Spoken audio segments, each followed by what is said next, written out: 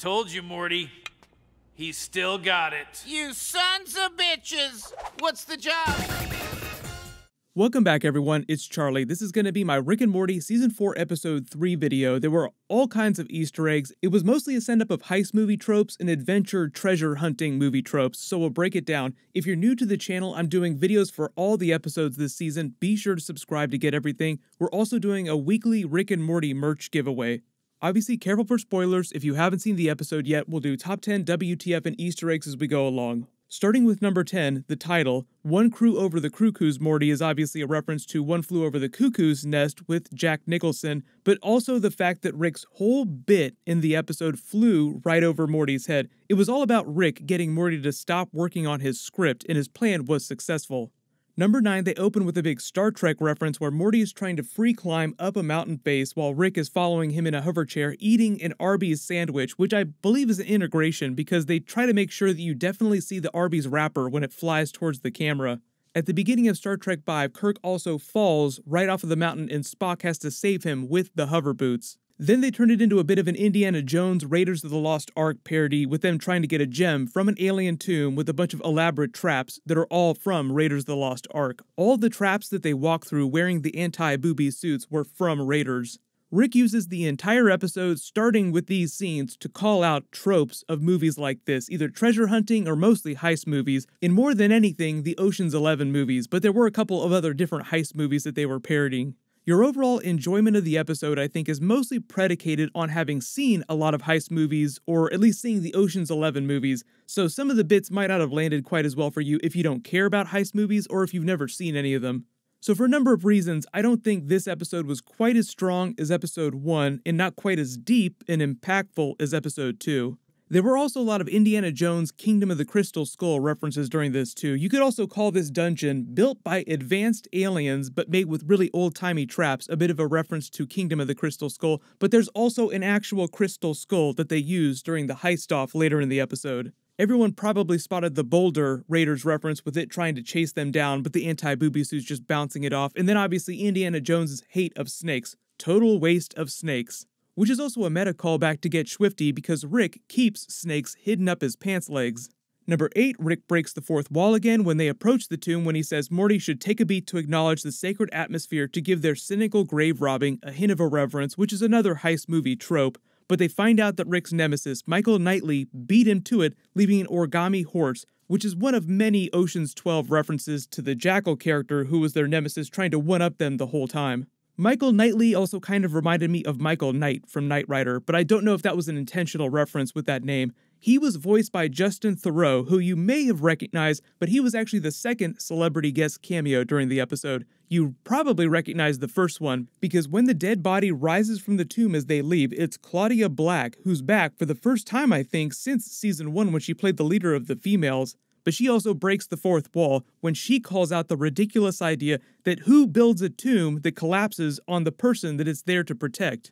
7, they go to HeistCon to get the gem from his nemesis, but the convention itself is mostly a parody of Comic-Con in real life, with Rick getting super frustrated with badge registration and them not being able to get into Hall H. Anyone who has ever tried to get into Comic-Con or even just buy a regular badge or try to get into Hall H probably feels seen. It's exactly like this. It's super frustrating. The lines are super long. It's really crazy. We get our third celebrity guest cameo in The Woman at This Desk. It's Pamela Adlon back again. She did her Bobby Hill voice from King of the Hill in last week's episode as the son of the Fly mob boss that Rick was threatening to kill.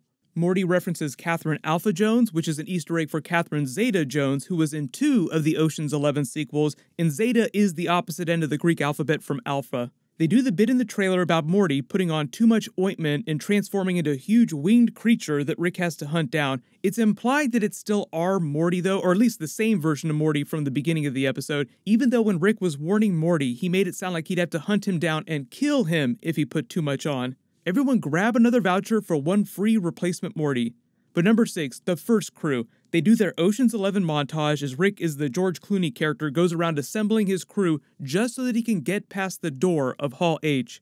All those weird transitions are right out of Ocean's 11. The big guy is a reference to Livingston, who was performing stand-up in a comedy club when the George Clooney character finds him. The woman is a reference to the robot hands at the beginning of Ghost in the Shell with her confusing ass hands. Truckula is a reference to the brothers from Ocean's 11 running a race car track, and the race itself is a bit of a reference to wacky races. This guy looks like he's right out of Mad Max Fury Road. This guy driving the banana car, who himself is a piece of fruit wearing a banana, also feels kind of like a Beverly Hills Cop banana in the tailpipe joke.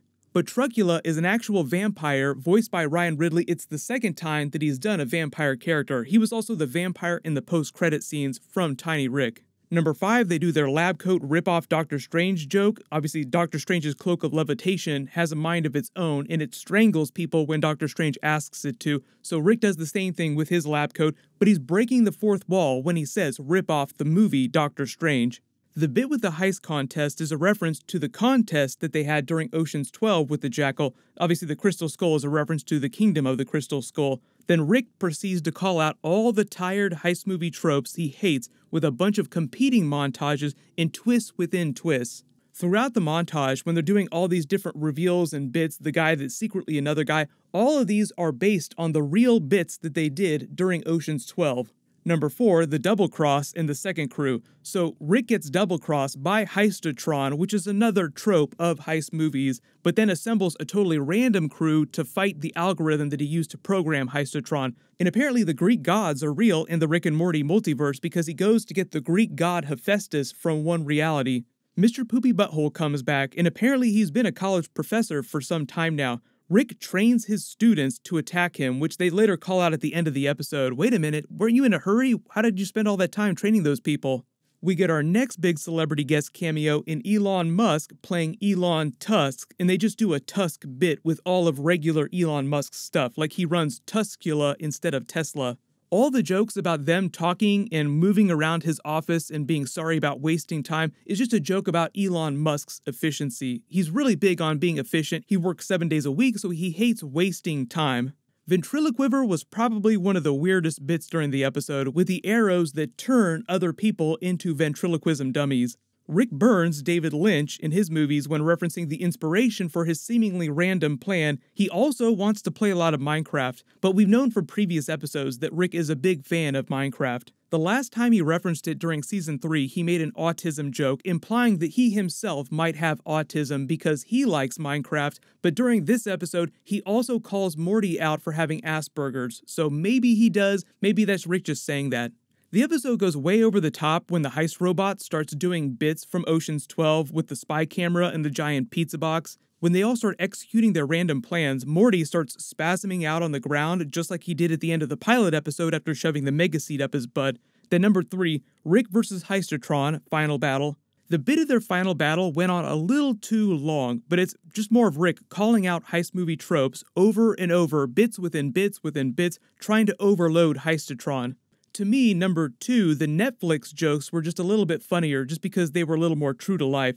Morty almost successfully sells his heist movie to Netflix, but then realizes because of all the things they've been through that it's a really tired genre. He kind of hates heist movies now, and he doesn't want to have anything to do with it, so he just kind of leaves it aside. Even though the Netflix executives are ready to buy the pitch in the room, that's mostly a joke on the idea that Netflix will buy any idea that you throw at them. They have the final reveal that Rick planned it this whole way just so that Morty would get disillusioned and stop working on his script, which is a callback to the new family power dynamic they introduced in episode 1 with Beth ordering Rick not to directly mess with Morty's hopes and dreams, which he doesn't. In number 1, the post-credit scene was a bit of a callback to Mr. Poopy Butthole's class and him calling out Rick for succumbing to all the tropes that he himself had been calling out the entire episode. Like I said, overall, your enjoyment of this episode probably just depends on how much you like heist movies and how many of these movies that they're making fun of you've actually seen. If there's any Easter eggs you spotted in the episode that I didn't mention in the video, just write them below in the comments. I'm working on a trailer video for the next episode that should post pretty soon, but just a heads up, there is no new episode of Rick and Morty next week. Episode 4 won't be for 2 more weeks because of the Thanksgiving holiday, so no worries, I'll just remind people when I post my trailer video. Congratulations, Nick Leonardi, you're the giveaway winner from my last Rick and Morty video. Please email me on the About page of my channel so I can get your details. Everyone, click here for my Rick and Morty Season 4 Episode 2 video, and click here for my new Mandalorian Episode 3 video. Thank you so much for watching. Everybody stay awesome. I'll see you guys tonight.